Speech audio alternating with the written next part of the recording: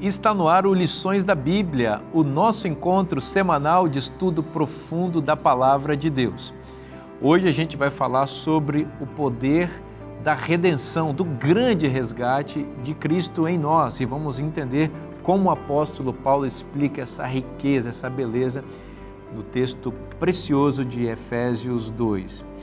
É isso e muito mais no Lições da Bíblia que está começando agora.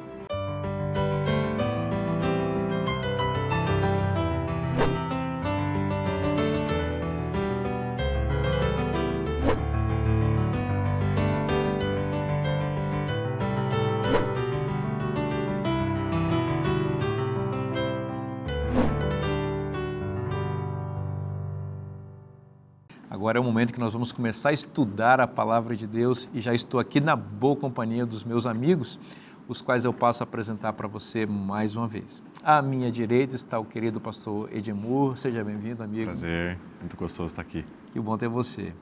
Também pastor Carlos Olivares, seja bem-vindo mais uma vez, meu irmão. Muito obrigado, sempre é uma alegria estar aqui. Legal. E aqui pastor Leonardo Nunes, seja bem-vindo mais uma vez. Muito obrigado. Vou pedir você para fazer uma oração para a gente. Vamos orar.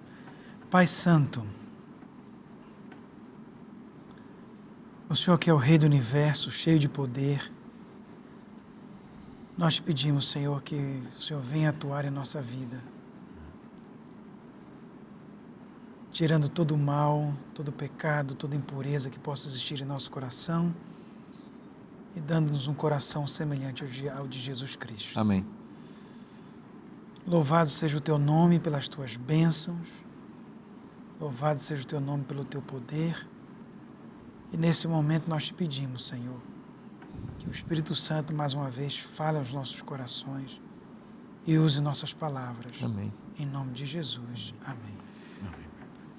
Como Deus nos resgata é o título da lição dessa semana e nós chegamos ao que eu considero assim, o coração da argumentação teológica não só de Efésios, mas de todo o pensamento do apóstolo Paulo, né? Eu tenho a impressão que Efésios 2, 1 a 10, que é o nosso texto de hoje, é meio que um resumo, inclusive, da teologia que ele desenvolve em Romanos, por exemplo, né? Em Gálatas. É como se ele dissesse, olha, eu não posso tratar dos temas que eu preciso tratar com vocês, Efésios, que é sobre a igreja, sem antes dar esse preâmbulo aqui da base da salvação, né? Então ele dá um resumo, mas que resumo rico, né, Olivares? Aí eu queria que você começasse a partir do verso 1, as suas impressões de Efésios 2. Pensando só na questão do resumo, né?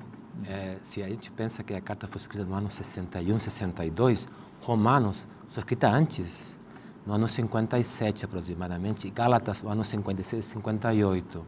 É dizer, se você pensa que ele está fazendo um resumo de algo que ele já escreveu, tem muito sentido de fato, tem muito sentido. É dizer, ok, eu já fiz isso, agora eu vou fazer um resumo do resumo, mas esse resumo, com todo respeito, um resumo que a gente pode ficar escrevendo ainda mais, não? Exatamente. E pensando ainda mais. Quando a gente pensa no verso 2, desculpa, o capítulo 2, verso 1, a gente tem que pensar em contextos. Porque é verdade, ele vai chegar ali, né? Então tem um fluxo de pensamento. Já no bloco passado, né, o pastor, no programa passado, né, no programa passado, aí o pastor Leonardo, ele falava sobre o fluxo de pensamento do autor. Como o autor começa com uma ideia e vai falando sobre certas questões, me parece que acontece algo semelhante. Ele vai dizer, olha, ele lhes deu vida, mas para entender isso, você tem que ir antes, né? Eu gostaria de começar com o verso 13. Okay. No verso 13 do capítulo 1. Okay. Capítulo 1, verso 13, diz assim: nele também vocês, depois que ouviram a palavra da verdade, o evangelho da salvação, tendo nele também crido, olha ali, tendo nele também crido, receberam o selo do Espírito Santo da promessa. Então quer dizer que aqui eles já estão ouvindo, estão ouvindo aquilo certo que eles receberam, mas eles creram em algo. E aquilo que eles creram, ele encapsulou nos primeiros capítulo 1, verso 13, verso 14, e ele falou, vamos ir para o reino celestial, para que vocês conheçam como Deus é todo-poderoso. Depois do verso 15, verso 23, vamos falar dos efeitos, as consequências das bênçãos. E agora ele vai dizer, agora vamos concluir tudo, vamos chegar ao clímax. vamos chegar no final dessa montanha. E vou te mostrar o que é a graça, Então ele começa falando sobre a vida. E é interessante porque aqui tem uma sorte de ironia, porque fala que eles estavam mortos, mas essa é uma metáfora. E uma metáfora interessante, porque nos ajuda a pensar que Paulo aqui está falando em termos teológicos, mas está usando metáforas entre a vida e a morte. E se nós vamos para o capítulo 1, verso 21, 22, 23, nós sabemos e notamos que Jesus Cristo foi ressuscitado e por isso temos vida. Então, no pensamento paulino, tudo está muito claro. Tem vezes que nós estamos confundidos, mas para entender a graça, nós temos que entender primeiro o fato de que Deus é aquele que dá tudo. Me parece que esse seria um bom jeito de começar nossa conversa. Excelente. Aqui um paralelo, né? Do que foi dito antes, no verso que ele acabou de mencionar. Cristo estava morto, nós mortos. Cristo ressuscitou, nós ressuscitamos. Cristo foi exaltado, nós somos exaltados. Tem esse paralelo. E até ele usa os mesmos verbos que usou para Cristo, ele usa para os crentes. E só que ele adiciona um prefixozinho, com, que em português ele tenta ajustar com ele, né?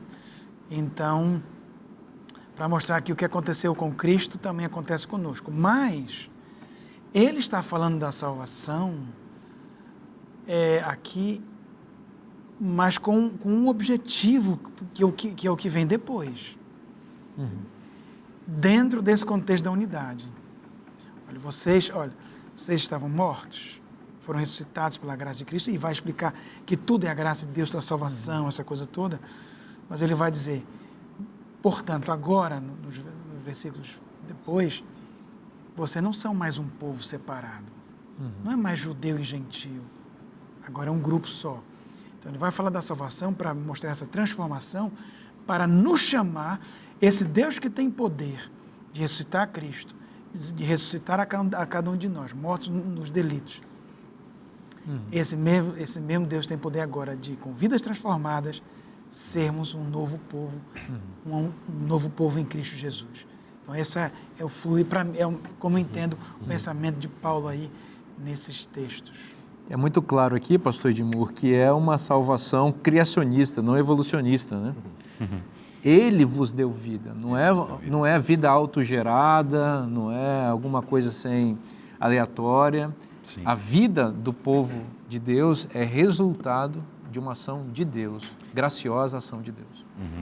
E eu acho que Paulo deve estar respeitando também uma lógica fundamental da compreensão da salvação.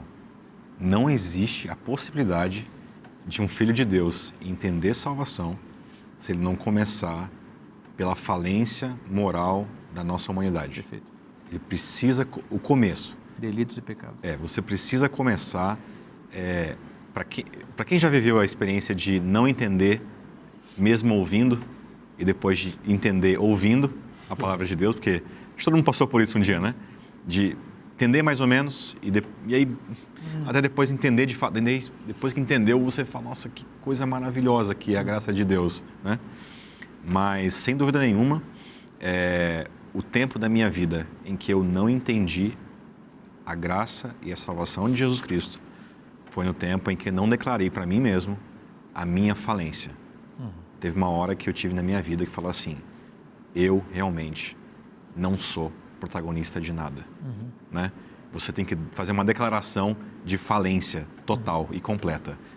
Se reconhecer como total incompleta improdutividade, sem o Deus que fez tudo por nós. Então, eu acho que Paulo também está respeitando a experiência de alguém que entendeu a salvação. Vamos começar por esse ponto. E por muitas vezes, eu acho que, e eu encerro, a gente não compreende essa relação porque, de alguma maneira, a gente está se colocando como o protagonista na nossa religião e Cristo é alguma outra coisa. Quando Ele é o centro, aí sim, agora a gente pode começar a conversar sobre o que vem pela frente. Um detalhe interessante, vamos pensar agora na audiência, né? Essa é uma audiência que está acostumada a pagar pela salvação, a comprar estátuas, né? Para poder receber a salvação. E agora Paulo vai começar a falar de várias coisas, a graça, etc. Mas neste verso, primeiro, a gente já pode começar a notar que ele começa falando em termos muito diretos. Ele não começa dizendo, olha, eu vou te dizer uma coisa. Mas... Não, ele vai no ponto mesmo, né? Dizendo, olha, vocês estavam mortos, acabou. Ele não tem essa misericórdia que nós esperaríamos de alguém, não? Ele está reconhecendo que a vida deles, no passado como depois, ele vai conhecer também a dele, era uma vida de estar longe de Deus, significa que você está perdido totalmente. Hoje, obviamente, a gente tenta ser um pouco mais carinhoso, politicamente correto, não? E tentar chegar lá, mas a gente demora um pouco, mas Paulo vai no ponto. E segunda coisa que me parece interessante é o fato, quando a gente pensa agora também em termos contextuais, é a questão de que a gente tem que pensar também na audiência, que é uma audiência que é muito semelhante à audiência de hoje, em geral. A audiência de hoje, as pessoas, certo, que podem escutar o texto bíblico pela primeira vez, assim como talvez os efésios em algum momento, como falamos no primeiro programa, é que eles reconheciam de que você tem que fazer alguma coisa. E tão difícil, sabe? Lutar contra isso, amigo, é tão difícil. A gente pensa, não, que você é pastor e tem doutorado em teologia, mas é difícil. Tem vezes que a gente está aí tentando, você me dá, eu te dou, a gente pode fazer isso. Quando eu estudava teologia, muito tempo atrás, tinha um amigo assim, que somos muito amigos, e ele falou assim, Carlos, a gente vai colportar, vamos vender livros, né? E vamos fazer vegetariano se a gente ganhar a bolsa. Essa foi a promessa dele, né? Tem que se tornar vegetariano. Isso, então, fala assim. Vai se tornar se... Isso, mas vou começar agora, não comer carne, não. O camarada sofreu muito, não sofreu, porque o camarada gostava de comer carne. Era um sofrimento, mas ele queria, olha, estudante de teologia, já pensou?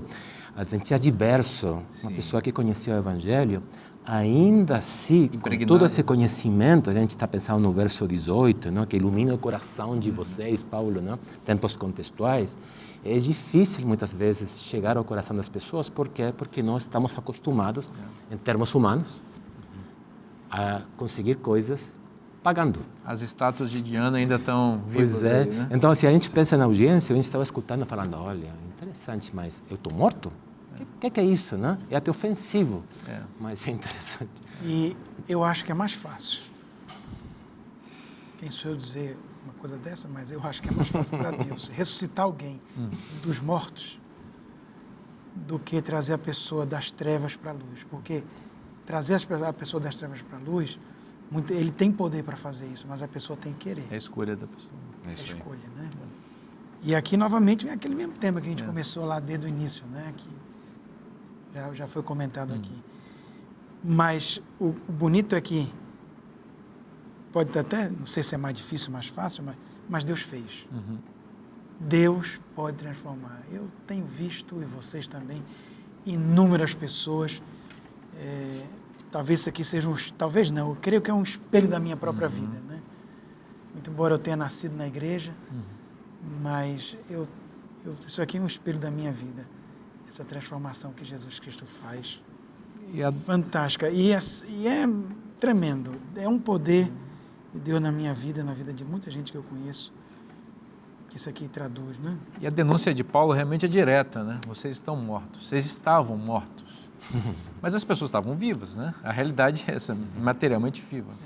Então é como se ele dissesse o seguinte, olha, você está vendo ali o atleta, corpo, fisiculturista, um indivíduo cheio de saúde, mas não está em Cristo, está morto.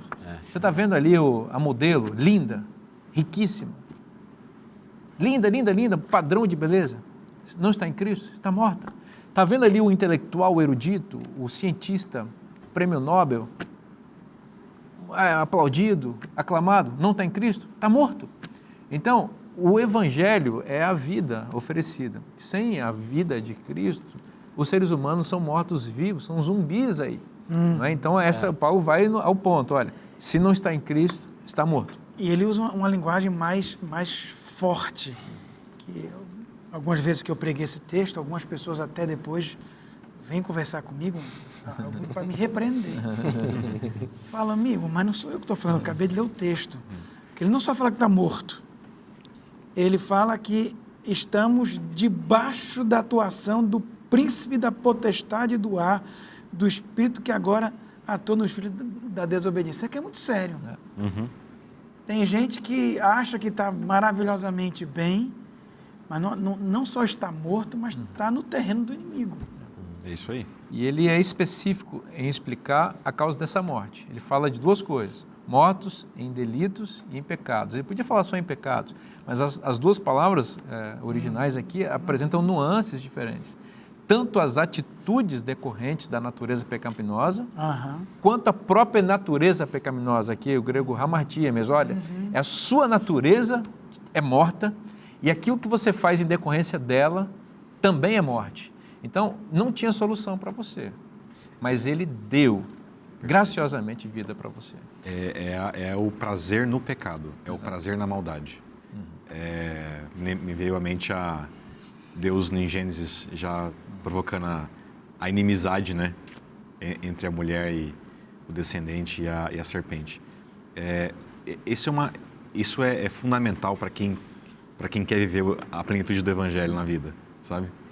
É você, como Paulo falava, né, ele considera essa própria vida como uma infelicidade tão grande, é uma tristeza tão grande que não tem como alterar. E eu acho que tem uma frase que isso que a gente escuta muito, isso hora ou outra em um púlpito ou num podcast cristão e tal, mas ela é profundamente verdadeira, que é o seguinte: Deus não veio para te dar, para transformar a sua vida. Ele veio para te dar uma nova vida. Ele não transforma a carne, o velho eu. Esse velho eu está totalmente condenado, morto, porque não presta mais. Eu acho que é isso que espanta às vezes alguns públicos, né? Você falar que você não presta, que tua vida é lixo. E que você é do inimigo. Mas você está de mãos dadas com um bicho ruim. Tá dizendo aqui, a pessoa pode falar, não, mas eu pago meus impostos, né? Eu nem bebo, nem fumo, alguns podem dizer, outro até devolvo o dízimo, né? Você está morto. Se não fosse o Evangelho, você estava condenado, morte eterna. Então, louvamos a Deus pela vida disponível para aqueles que creem. Benção isso, né? Vamos continuar estudando no bloco que vem? Então não saia daí, o programa vai fazer um intervalo bem rapidinho, a gente volta já já.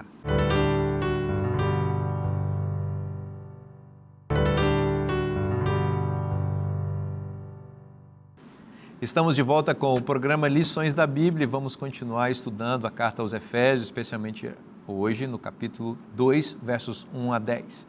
E está uma bênção poder estudar esse assunto e perceber essa síntese extraordinária que o apóstolo Paulo fez da teologia da salvação que ele desenvolve em suas epístolas, especialmente Romanos e Gálatas, mas aqui nós encontramos esse resumo muito especial. A gente no bloco anterior estávamos falando só do verso 1, hein?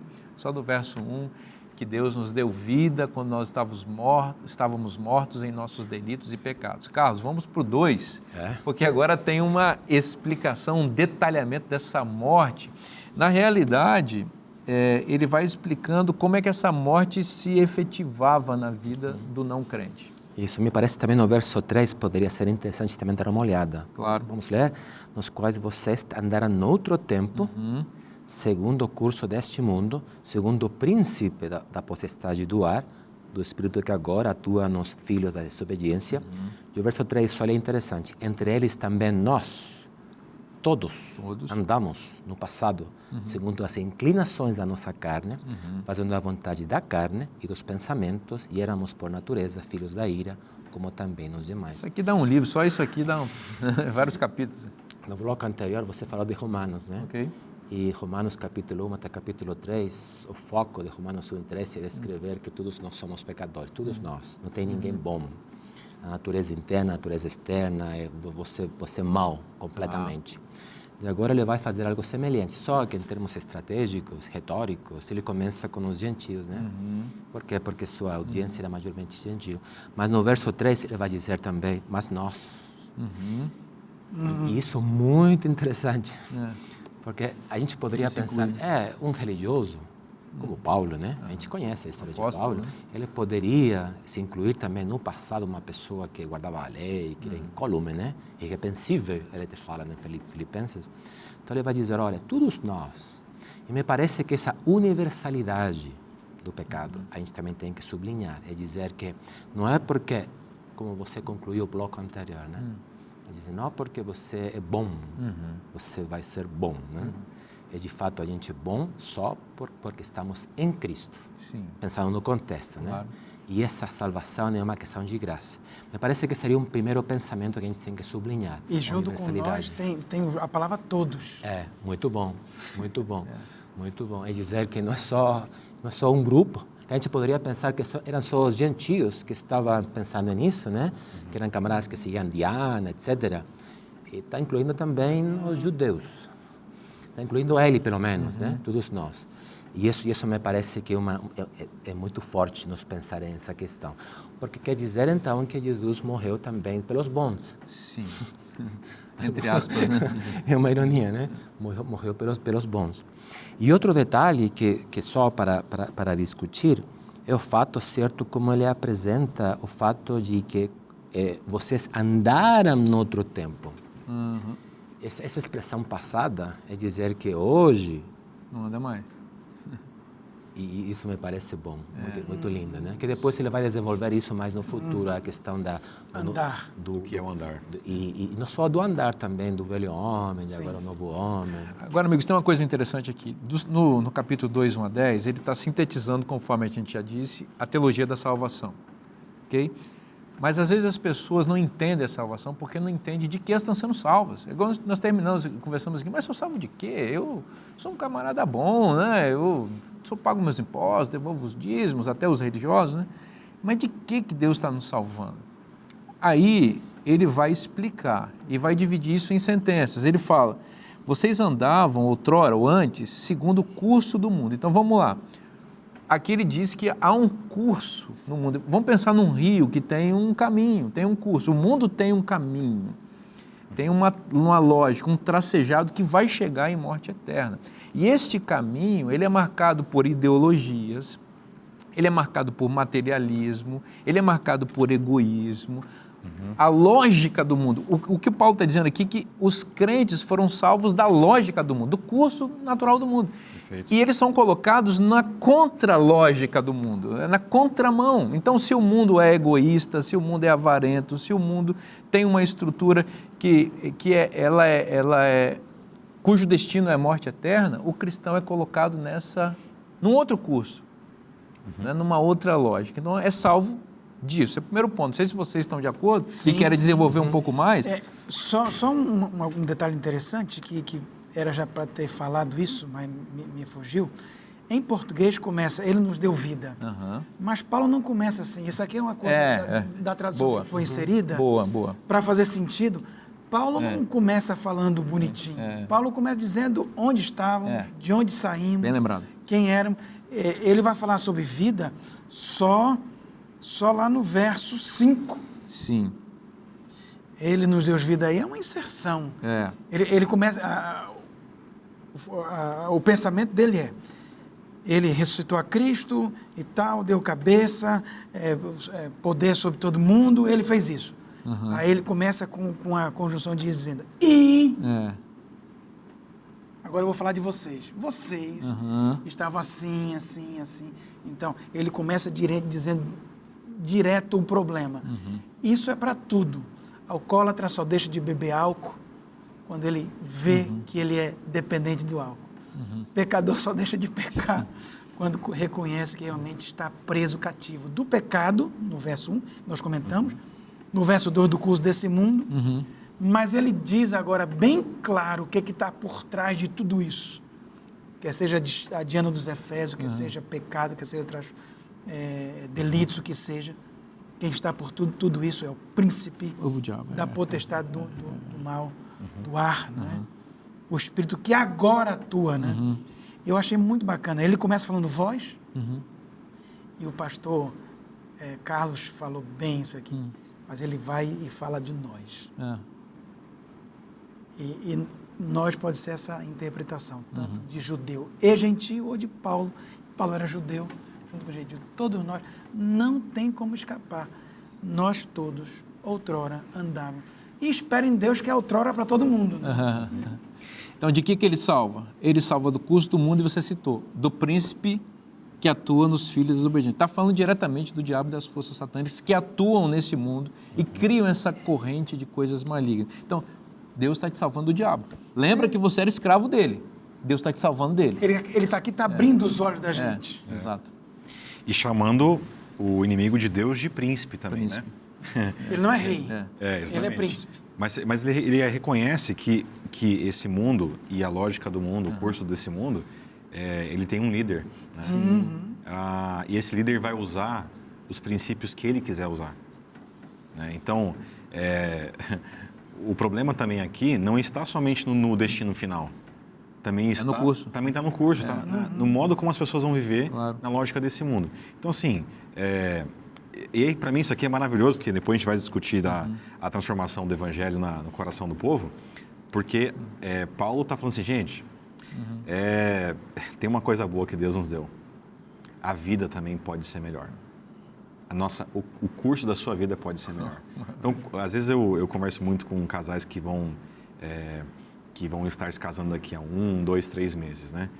E quando você pega os princípios do casamento cristão e compara com a lógica do mundo hoje, do que é ser um casamento, por exemplo, assim, meu Deus do céu, o evangelho não somente resolve o destino, né? O evangelho também resolve o curso da vida. O trajeto, o caminho. Né? Então, o problema é tão grande que não tem solução, não tem como você mascarar e mecanizar ele para ficar melhor. Mas a solução é tão boa, né? Onde abundou o pecado, né? Superabundou a graça. E essa graça é tão poderosa que ela vai ter agora a chance de alterar o curso da sua vida e ela ser melhor. Você está falando, Edmundo, eu estou pensando aqui que a gente tem a oportunidade de conhecer a palavra de Deus e se libertar da lógica do mundo, do curso do mundo, do inimigo. Tudo isso está revelado na palavra de Deus. Então, se você está à procura da verdade que liberta, que salva você, eu preciso recomendar que você tenha em sua casa esse material que vai ajudar a abrir seus olhos para a lógica de Deus, né? Você vai compreender temas profundos da Bíblia de maneira bem didática, sabe, ao ponto, citando passagens da Bíblia, esclarecendo temas complexos como a origem do pecado, melhor dizendo, né? Quem é Deus, o que Ele faz para resolver o problema do pecado, temas como criação, sábado, santuário, uma série de temas tão importantes que estão na Bíblia, mas que talvez você esteja com os olhos fechados para eles. Então, convido você a ter esse material. Como é que faz para ter isso aqui? É muito simples, é só você mandar uma mensagem para o WhatsApp que está aparecendo na sua tela. Você vai ter acesso a um pequeno cadastro, nós vamos ter acesso ao seu endereço e nós vamos mandar sem custo nenhum essa revista para a sua casa, porque esse é um oferecimento dos Anjos da Esperança. Então fica a nossa dica, a nossa recomendação carinhosa para você de ter esse material que vai ajudar você a encontrar a verdade. A gente está conversando aqui sobre de que nós somos salvos, nesse resumo maravilhoso que o apóstolo Paulo faz aqui em Efésios 2, 1 a 10. A gente já viu que ele nos salva dos nossos pecados, delitos e pecados, nos salva do curso do mundo, nos salva do príncipe que atua neste mundo, que é o próprio Satanás e o espírito dele que está atuando nos desobedientes, mas a lista é grande de coisas que ele nos salva. E tem mais aí. E no verso 3 é o que para mim é mais duro. Ele fala, nós temos a inclinação da carne, fazendo a vontade da carne e dos pensamentos. E éramos por natureza. Natureza pecaminosa, natureza é pecado. Eu falo para algumas pessoas, especialmente meus filhos, filho, não é porque você gosta que é bom. Porque na realidade nosso gosto, nosso desejo, nosso pensamento sem Cristo é um pensamento, ou seja, de que ele nos salva? De nós mesmos. É comum o jargão. O seu maior inimigo é você mesmo, ou eu mesmo. Né? Então a gente pode dizer aqui que Cristo nos salvou de nós mesmos. De nós mesmos. Da nossa natureza. Agora, é interessante pensar nessa questão, porque pensando do bloco anterior e agora introduzindo isso que o Leonardo está falando, é o fato de que, tudo bem, o inimigo é o tentador. A gente pode jogar a culpa toda nele, né? E é verdade, ele é culpável. Mas também a gente tem que se retratar do eu. É dizer, a gente tem uma luta contra o inimigo, tem uma luta contra o eu. E esse eu, essa inclinação de pensar só que o melhor é para mim, de fato eu sou a pessoa mais importante. Então, esse resgate, né? Não é só da pessoa que nos tenta, é também de nós, que por natureza do eu, internamente, vem de dentro, né? Sim. Vem de dentro. Por isso é importante pensar nisso, porque depois o verso 4 é chave nisso. Porque você começou o programa dizendo, certo, de que somos salvos. De que somos salvos. Quando nós pensamos nisso, nós temos que pensar que é uma natureza externa, é a tentação, mas também é algo interno. Então, se alguém dizer assim em algum momento, eu gostaria de não pecar mais, assim que eu vou para uma ilha, sem televisão, sem internet, sem nada. Sem ninguém. Sem ninguém, sem mulher, sem homem, né? sem jogo de futebol para não ficar com raiva. Sem nada disso, eu não vou pecar. Mas a resposta de Paulo é, você está errado. Não é só aquilo que você faz, que você é tentado por fora, é aquilo que vem de dentro. E Jesus Cristo, de algum jeito ou outro, também enumerou falando sobre essa discussão, sobre as mãos, Sim. como você lavar as mãos. Não é o que contamina o que você come, o que entra pela boca, mas o que sai. Mas o que sai do coração. Mas aqui Paulo usa uma palavra, Edmundo, que ela é muito importante. Ele fala de inclinações. Isso é muito rico porque é exatamente isso, sabe? A gente tem ímpetos, inclinações, desejos internos que nos levam para o mal. É isso aí. Então, o Evangelho nos salva disso também, talvez o mais importante, né? Exato. A principal tentação. Né? Esse é o ponto em que a gente não se vê mais como vítima de tudo que aconteceu. Mas a gente vê como pessoas que também percebem as escolhas pontuais da vida que a gente tem, Sim. tendências naturais. Eu tinha um professor de teologia que ele dizia que na família dele tinha um histórico de alcoólatras. Ele nunca tomou álcool na vida, mas quando ele sentia o cheiro, ele percebia que tinha alguma coisa que ele não sabia explicar. Né? Lógico, era a herança hereditária. A inclinação que estava lá. A inclinação. Então, assim, o nosso potencial para o mal, ele existe. E toda pessoa sincera vai perceber isso aí. E em algumas coisas nós cedemos já. Essa é a verdade. Né? E em algumas coisas particulares a gente cede. Então, acho que não sei se foi você que comentou isso, né? Não existe a possibilidade de você falar assim, não, eu não vou mais fazer isso. Eu vou usar toda a força da minha vontade para nunca mais fazer isso. Eu vou dizer para você, você vai conseguir melhorar muita coisa se você fizer isso. Mas tem coisas que você não vai conseguir. Você não resolve a essência, né? Você não resolve a essência. Você não resolve a inclinação. Tem gente que muda de país, muda de continente, mas leva ele mesmo na bagagem. Leva ele. Então ele fala das inclinações, ele fala dos pensamentos. E coisinha pecaminosa é pensamento, né? Olha aí. Ele te livrou disso, dos seus pensamentos. Então a gente está falando para pessoas agora, né, que estão lutando com pensamentos impuros. O Evangelho tem poder de libertar você desses pensamentos impuros, dessas inclinações terríveis que estão na sua carne. Não ache que você é um caso sem solução. Deus deu vida e a vida transforma e liberta. Né? Um detalhe, aquele que é editor sabe que gosta de um trabalho bem feito. Conheço nenhum editor aí. Né? Que tem uma introdução, tem um argumento, conclusão e que tem um estilo, né? Sim. De trazer o leitor desde uma introdução até o final. Nessa viagem é muito importante o jeito como você estrutura palavras. Claro. Paulo, ele fez isso. Ele começou no capítulo 1 falando do céu. Sim. Depois ele foi ele está orando e agradecendo a eles por causa de que ele tem ouvido deles. Então quer dizer que como leitor antigo, ouvindo o que Paulo está dizendo, eu sei que eu estou entendendo que ele me está levando por uma viagem que vai para o céu, vai para a vida, vai para a minha experiência, para depois dizer no final do capítulo 1, Jesus tem poder. o poder é o poder maior, que você não pode nem pensar. E esse poder maior é o poder que tem para te transformar. Amém. Então, Paulo, nesse sentido, retoricamente, está dizendo, olha, eu vou te dar uma ordem, né? Uma ordem. Para você experimentar essa mudança, você tem que acreditar naquele que tem poder, Jesus Cristo, que está sentado nessa altura do céu, etc. Você sabe que a salvação é tão extensa que a gente não conseguiu concluir nesse bloco tudo aquilo que a gente tinha para falar aqui, né? Porque ele ainda salva, a gente ainda salva. Vocês eram filhos da ira, ele diz, né? Que é uma expressão idiomática para se referir à condenação. Eles eram condenados. Morte eterna é o que restava para vocês, mas ele salvou vocês disso. Na verdade, todos nós somos salvos dessa condenação terrível, resultado do pecado, do curso do mundo, de Satanás, das inclinações da nossa carne. E essa tragédia toda que é ser humano existir como pecador. Que bênção poder saber que existe o Evangelho que nos liberta. A gente vai continuar estudando, tem mais coisa para a gente aprender no bloco seguinte, não sai daí, o programa volta já já.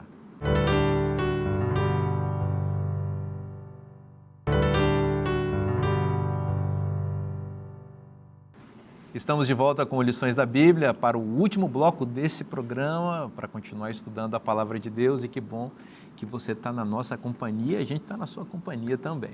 Bom, aqui o tema é Efésios, né? E Efésios 2, 1 a 10, meu querido, é um resumo extraordinário da doutrina mais importante da Bíblia, que é a doutrina da salvação. Então, que coisa boa a gente poder ter esse tesouro aqui para a gente estudar e decompor. Aqui os nossos amigos estão fazendo isso e tem sido uma grande bênção. Bom, pastor Leonardo, Efésios 2, verso 4, você sabe que tem uma palavrinha aqui que ela funciona assim como um leme, né? Que ela muda o rumo da história, né? Até o verso 4 é um caos, é morte, é diabo, é carne, é inclinação, é só tragédia. Mas esse mas aqui dá uma ponta de esperança, né? É interessante que falar dessa parte inicial, para mim, é muito ruim. A gente tem que falar. Mas é para exaltar o poder de Deus. Claro. E ele é exaltado com essa conjunção adversativa mais, né? Mais. E não sei se vocês já notaram que o ser humano sempre fala assim, olha, eu gosto muito de fulano e tal, mas... É gente boa, mas... É negativo, né? É negativo. É negativo. E eu comecei a perceber o mais de Deus, o porém da Bíblia, e é sempre o contrário. Sempre positivo. Sempre nós estávamos mortos, nós andávamos desgarrados, nós andávamos brigados. Aí vem mais. O mais de Deus é uma bênção. Essa é a intenção a intenção divina é sempre de transformação, de redenção, de crescimento, né?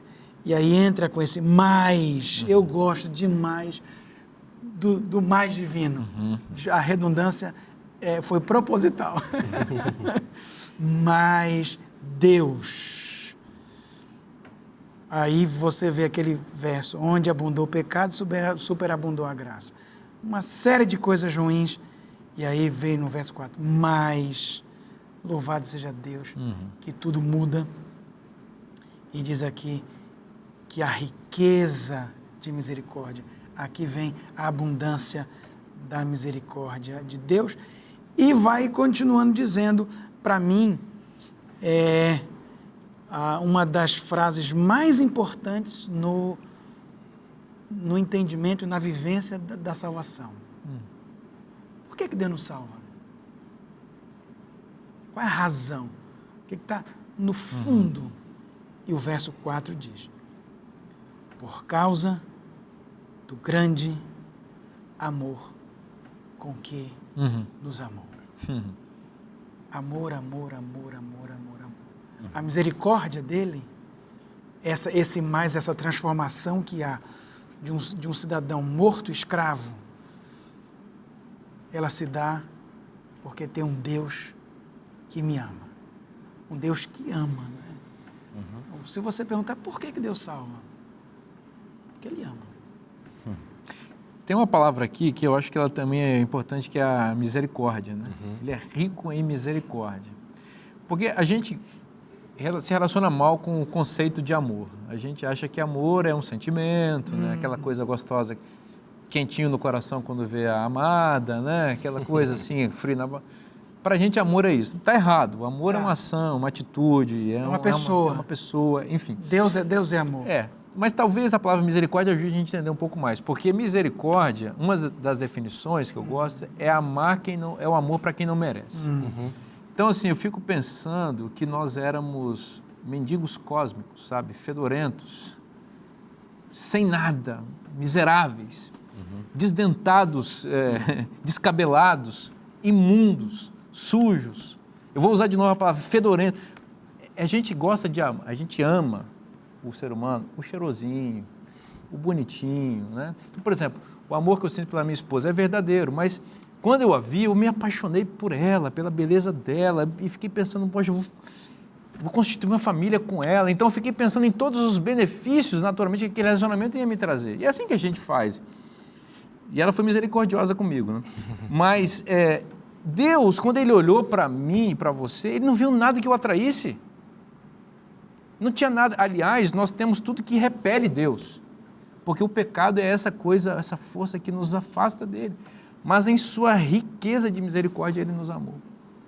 É quando você ama alguém que não tem nada para oferecer. Então, como é que Deus nos salva? Por que Ele nos salva? Porque Ele é misericordioso. Então, tem gente que fica pensando, nossa, eu sou maravilhoso, o céu sem mim não vai ser a mesma coisa, né? A misericórdia explica o tipo do amor. Sim. Mas no texto, o amor... É o mais... Não é mais importante.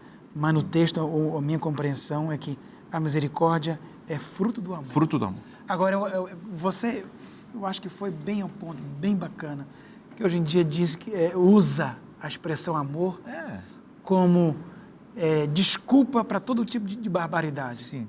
Né? Mas não é qualquer amor. É um amor... É o amor de Deus, né? Para quem não merece. Para quem não merece. Exato. Excelente. E Edmo, o que você... Vai. Desculpa. Não. Talvez enfatizar um detalhe, a questão do amor. O amor, a palavra está carregada, como vocês já comentaram, de significados negativos ou positivos. Mas em termos técnicos, a palavra amor, em si mesmo, humanamente falando, é egoísta, sabe? O amor humano é um amor egoísta. Você já falou sobre essa questão de você amar uma mulher, mas está pensando também em você. Claro. E a mulher também pensa nela. Claro. Então, o amor é um amor egoísta. Então, quando tem mulheres que são misericordiosas. Também. Agora, quando você... O problema é o seguinte, quando você tenta definir o amor através do dicionário. Sim. E esse é o pior erro que um intérprete da Bíblia tem que fazer.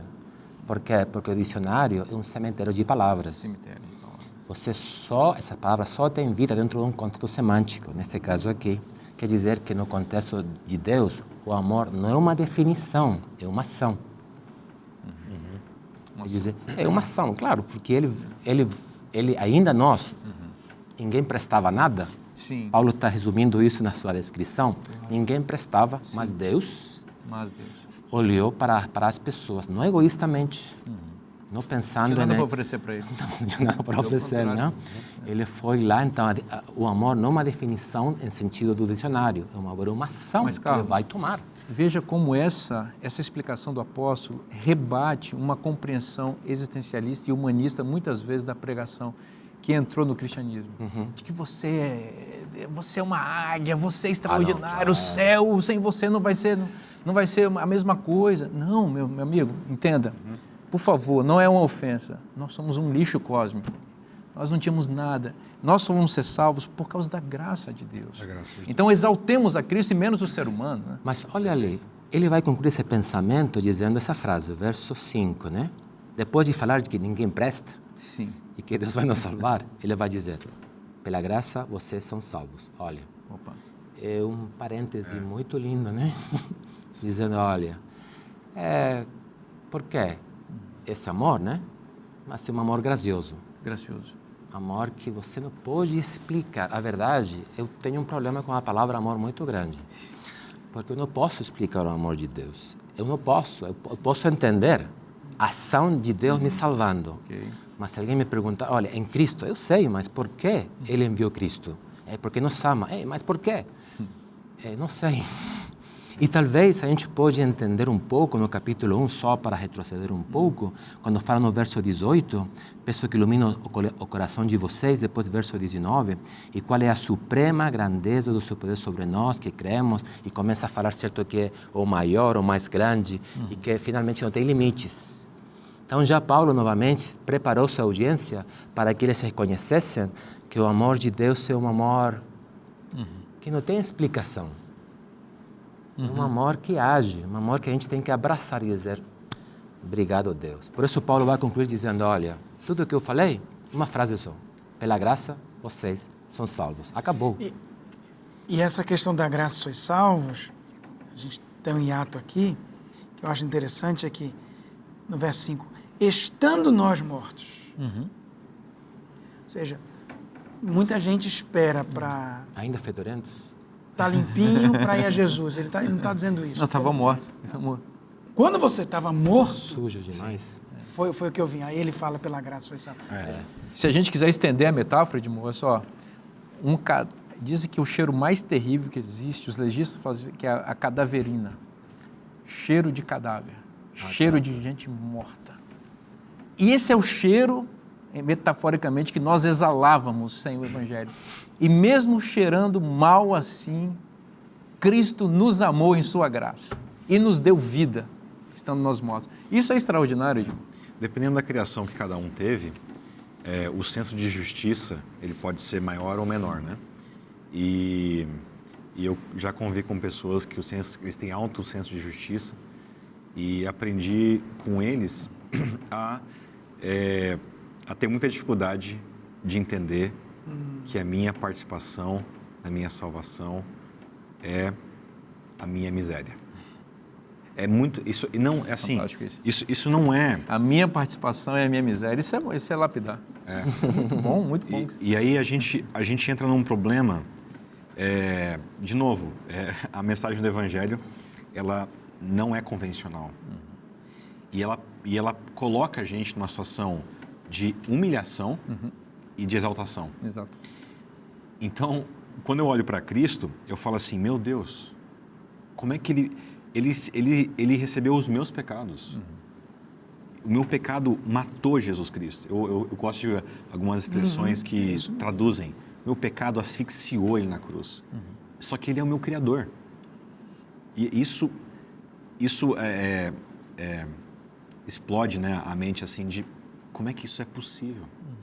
Mas a gente dá o nome disso de graça. Então, eu entro com o pecado. Cristo entra recebendo o meu pecado. E eu falo assim, meu Deus, como é que o Senhor é capaz disso? E aí eu fico rendido. É assim, é extraordinário. É de tocar o coração. Né? É extraordinário o tamanho do poder de Deus em fazer muitas coisas. Mas uma delas a gente tem que reconhecer. Deus é extraordinário em amar e dar de volta a vida àquele que perdeu a vida. Maravilha. Deus faz isso de um jeito que só Ele pode fazer. Então não existe a possibilidade de nós humanos conseguir replicar o que Ele fez. Porque a gente também está num contexto de pecado e tudo mais. Mas eu tenho a referência, entende? O dia que eu olhar para uma pessoa que, por exemplo, tem uma posição inferior a minha, a um trabalho ou algo do tipo, tem um conhecimento a menos, eu não tenho nenhuma justificativa de tratar alguém menor do que, do que a mim, porque eu sou o menor da história, entende? Cristo é referência para todos os momentos, principalmente na hora que eu sou o menor, eu sou aquele que não valia nada, eu sou aquele que desprezei, eu sou aquele que magoou, aquele que feriu, né? Então, depois Paulo vai desenvolver isso nos próximos capítulos, quando ele fala sobre outros temas que ele vai tratar, do estilo de vida cristão, mas eu encaro a graça na posição do nada, da miséria. Ele me resgatou de tudo. Então, Jesus Cristo é bom demais. Paulo, como um bom professor, né? Um bom retórico, ele quer repetir as coisas. Tem que ficar claro. Eu quero apontar. Depois ele vai para o verso 8 do verso 9 só, a gente pode falar também do verso 10, mas diz assim, porque pela graça vocês são salvos, ok? Mediante a fé. Isso não vem de vocês, é dom de Deus. Não de obras, e a última parte é muito importante na minha opinião, para que ninguém se glorie. E aí onde vem, certo, a questão paulina, né? A questão da salvação em Deus. Porque depois, em outras cartas, e aqui também nessa carta, ele vai falar de se gloriar, mas se gloriar naquilo que ele não é, e naquele que ele é por causa de Deus. Se gloriar em Cristo. Então, isso me parece fantástico em muitos sentidos. Resumindo um pouco o que você estava falando, o fato de que nós somos pecadores, fedorentos, não temos nada. E Paulo vai dizer, mas nunca esqueça que você é salvo, que não é pelas obras, para que nunca você pense que você pode fazer alguma coisa para se salvar. Porque tudo o que você tem não é de você, é um presente que vem do Senhor. Nosso programa hoje acabou resumindo aqui, na verdade, o apóstolo Paulo resumiu a salvação. De que nós somos salvos? Do pecado e da morte, da tragédia, do diabo, das inclinações da carne, enfim. Como somos salvos? Por que somos salvos? Pela graça de Deus. Como somos salvos? Mediante a fé. Para que somos salvos? Para revelarmos a glória de Deus, para as boas obras. E o apóstolo diz assim, vocês são feitura de Deus, poesia de Deus. Deus está fazendo uma obra de arte na vida daqueles que são salvos. Deixa que Deus, o grande artista, faça essa obra transformadora e maravilhosa em você, para que isso seja um espetáculo para o mundo. Essa bênção está na Bíblia? Se está na Bíblia, é bom para você. Eu te espero na próxima semana. Um forte abraço e até semana que vem.